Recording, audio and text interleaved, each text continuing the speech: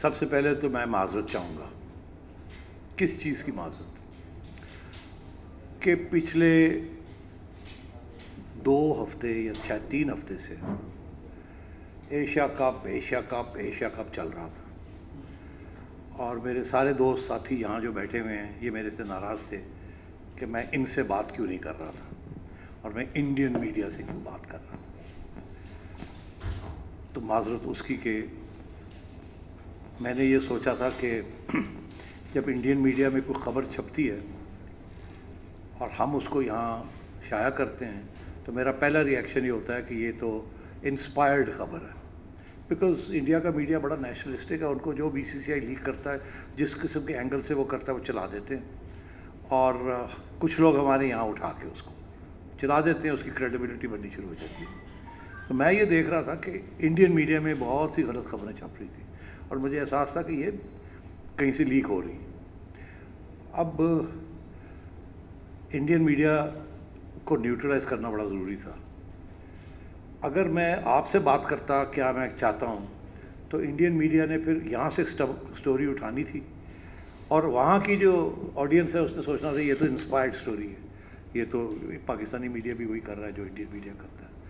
تو اس لیے میں نے یہ سوچا کہ جہاں ہم نے کھیلنا ہے، جس ٹرف کے اوپر ہم نے کھیلنا ہے، مجھے وہاں انڈین میڈیا کو اپنی سائڈ پہ لینا ضروری ہے، وہاں آرگیومنٹ دینا بڑا ضروری ہے، تاکہ ان کو اس بات کا احساس ہو کہ جو میں کہہ رہا ہوں اس کے اندر وزن ہے اور میں فیئر بات کر رہا ہوں.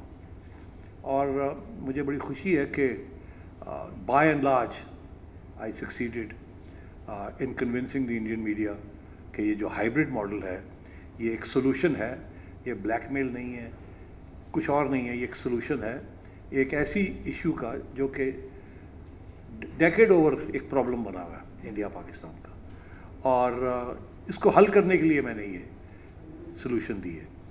اور میرا خیال ہے کہ بہت حد تک میں کامیاب رہا اس میں، اور اس کا نتیجہ جو ہے وہ آج کل آپ کے سامنے آیا کہ ایشین کرکٹ کونسل نے فائنلی ہماری تجویز مان لی. اب صورت حال یہ ہے کہ پچھلے اکتوبر میں ACC نے اناؤنس کر دیا تھا کہ ایشیا کپ پاکستان میں نہیں ہوگا، ایک نیوٹرل وینیو میں ہوگا، سارے کا سارا. راجہ صاحب تھے یہاں، انہوں نے ایک موقف لیا. جب میں آیا تو اس وقت ایک اور ٹویٹ آ گئی یا پریس ریلیز آ گئی کہ جی ایشیا کپ کا شیڈیول بھی جو ہے وہ بھی انہوں نے بنا کے شائع کر دیا. تو آپ کو یاد ہوگا میں نے ایک چھوٹی سی پیاری سی ٹویٹ کی تھی تنظیم کہ اچھا تو آپ نے اگر یہ سارا کچھ کر دیا تو فلانا بھی آپ کر دیں ہمیں پوچھے بغیر، ہم ہوسٹ ہیں تو آپ وہ بھی کر دیں تو اگر اتنا کچھ کر رہے ہیں.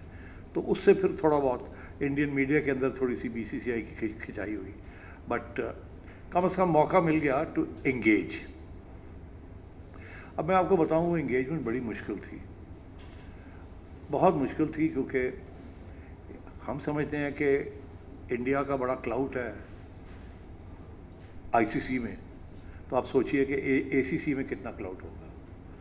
ہمیں ایگزیکٹو کمیٹی میں بھی ہمیں نہیں بٹھایا ہوا، اور خود ہی سارے فیصلے ہوتے ہیں وہاں، 3-4 ایشین کنٹریز جو ہیں وہ فیصلے کر لیتے ہیں، ہمیں پوچھا بھی نہیں جاتا. یہ ہو رہا تھا یہاں، اور یہ کب سے ہو رہا تھا.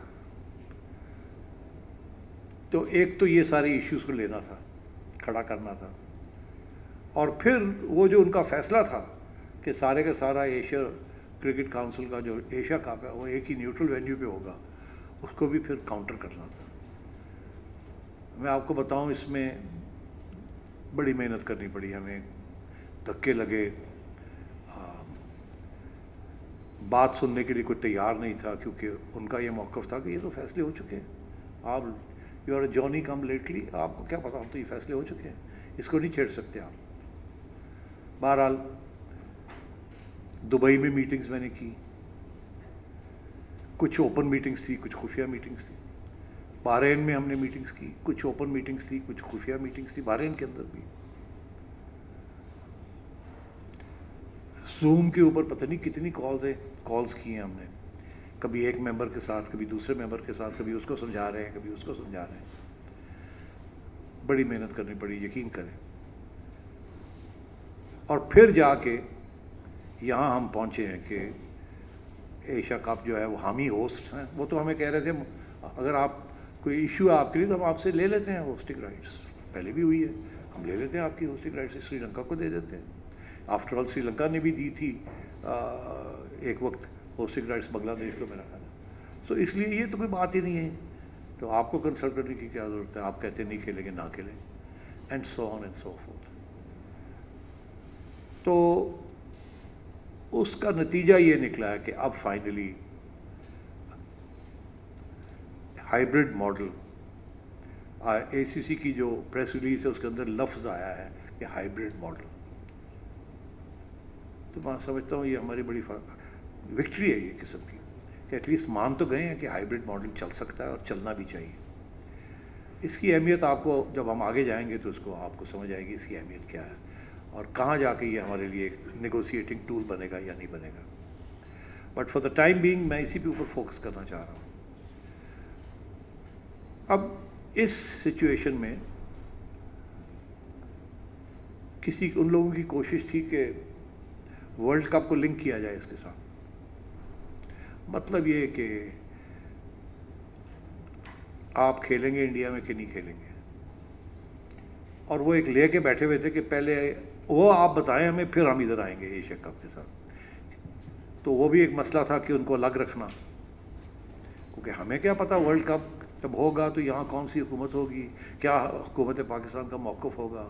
یہ فیصلے جو ہے سیکیورٹی ریلیٹڈ فیصلے یہ تو آسٹریلیا بھی کرتا ہے، ہیومن رائٹس کے اوپر کرتا ہے، انڈیا سیکیورٹی ایشوز کے اوپر کرتا ہے. ہم بھی کر سکتے ہیں کیونکہ ہمارے بھی سیکیورٹی ایشوز ہیں. 2016 میں آپ کو یاد ہوگا ہم نے وینیوز چینج کروائے تھے اینڈ سو آن. تو ان کو الگ رکھا، بڑی پریشر تھا اس کے کہ ان کو جوڑے. اگر ہم یہاں کچھ میچز آپ کو دیتے ہیں تو پھر آپ کو انڈیا میں آ کے کھیلنا پڑے گا، یہاں تک کہ جی احمد آباد میں کھیلنا پڑے گا، فلانی جگہ کھیلنا پڑے گا. یہ اور وہ پروپیگنڈا انڈین میڈیا میں چل رہا تھا، اس کو بھی رکھنا تھا دور. تو خیر اب ہم یہاں پہنچے ہیں کہ 15 سال کے بعد ایک ملٹی لیٹرل ایونٹ یہاں ہونے جا رہا ہے. آخری میرے خیال 2008 میں تھا. اور یہ جو طویل جرنی تھی ہماری، ٹریولاگ تھا، یہ شروع ہوا پی ایس ایل کا ایک میچ لاہور میں، پھر 4 میچز، اور چلتے چلتے چلتے اب سارے میچز پاکستان میں ہو رہے ہیں. اور اس وقت پہلے زمبابوے کی ٹیم کو بلایا 2014 کے 14-15 زمبابوے آئی. لوگوں نے کہا یار ہے کہ